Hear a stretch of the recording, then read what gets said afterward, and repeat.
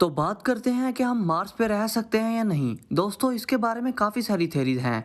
बहुत से लोगों ने इसके बारे में रिसर्च की है। जब से इलॉन मस्क ने एक ऐसा कामयाब रॉकेट बनाया है जो मार्स पे जाके ज़मीन पे सही सलामत वापस आ जाता है, तो इससे उम्मीद की किरणें बढ़ गई हैं।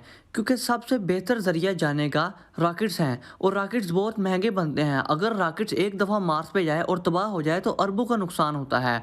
इसका मतलब इलॉन मस्क ने अरबों रुपए का नुकसान बचाया है, क्योंकि उसके रॉकेट्स मार्स पे जाके सही सलामत ज़मीन पे आ जाते हैं। पहली बात तो यह है कि मार्स पे जाने का कोई अफोर्डेबल ज़रिया हो, जिसे कुछ ना कुछ दुनिया के अमीर तरीन आदमी अफोर्ड कर सकते हों।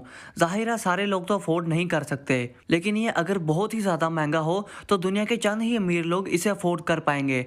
तो इससे मार्स पे जाने का और वहाँ पे कॉलोनाइजेशन बनाने का कोई फ़ायदा नहीं, क्योंकि अगर वहाँ पे कम लोग रहेंगे तो इसका कोई फ़ायदा नहीं, और वहाँ पे ज़िंदगी के आसार ढूंढने का भी कोई फ़ायदा नहीं। खैर, इस बात को रखते हैं अब साइड पे।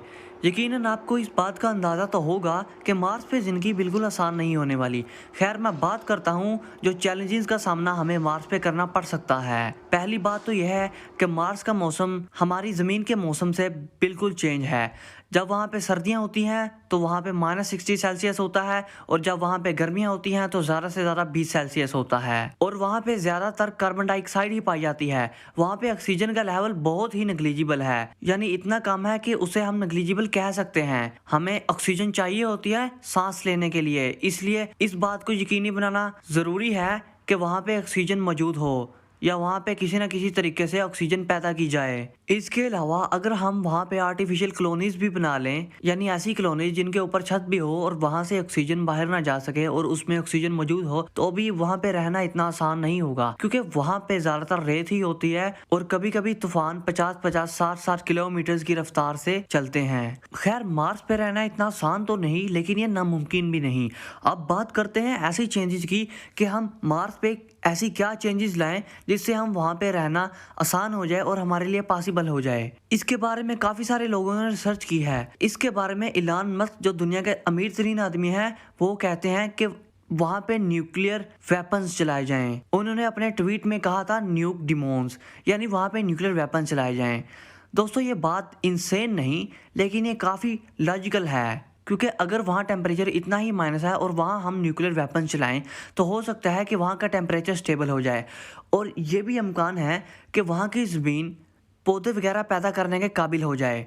खैर, जितनी मैंने रिसर्च की है उसके मुताबिक तो ये मुमकिन है। क्योंकि 4 अरब साल पहले हमारी ज़मीन भी आग की तरह हुआ करती थी। यहाँ पे हर वक्त कमचन हो रही होती थी, लेकिन आहिस्ता आहिस्ता इसमें वो सारे एलिमेंट वजूद में आ गए जो ज़िंदगी के लिए ज़रूरी थे।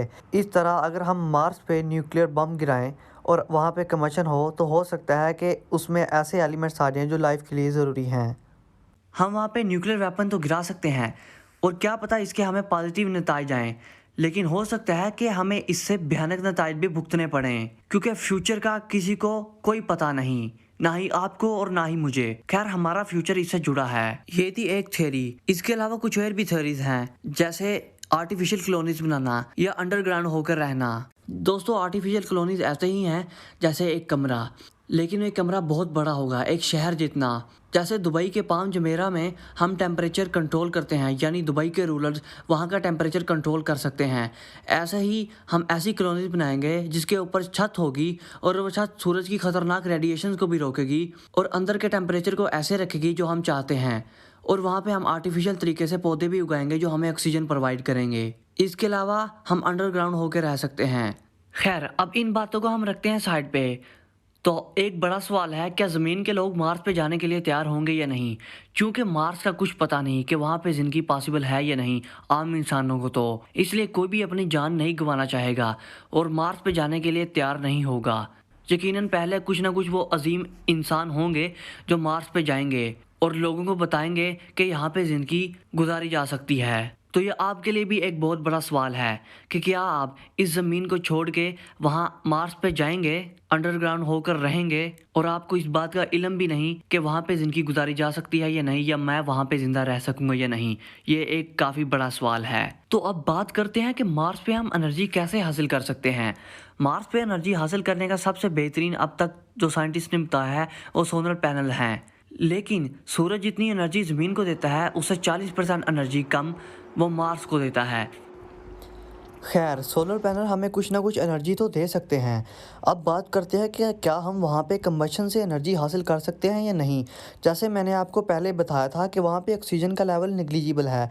कंबशन के लिए ऑक्सीजन चाहिए होती है, इसलिए वहाँ पे कंबशन से एनर्जी हासिल करना मुमकिन नहीं। अगर वहाँ पे ऑक्सीजन हो तो वहाँ पे हम कंबशन से एनर्जी हासिल कर सकते हैं। खैर, एक इफ़ेक्टिव वे है जो कि न्यूक्लियर प्लांट है। हाँ, वहाँ पे न्यूक्लियर प्लांट बिल्ड करके एनर्जी हासिल कर सकते हैं।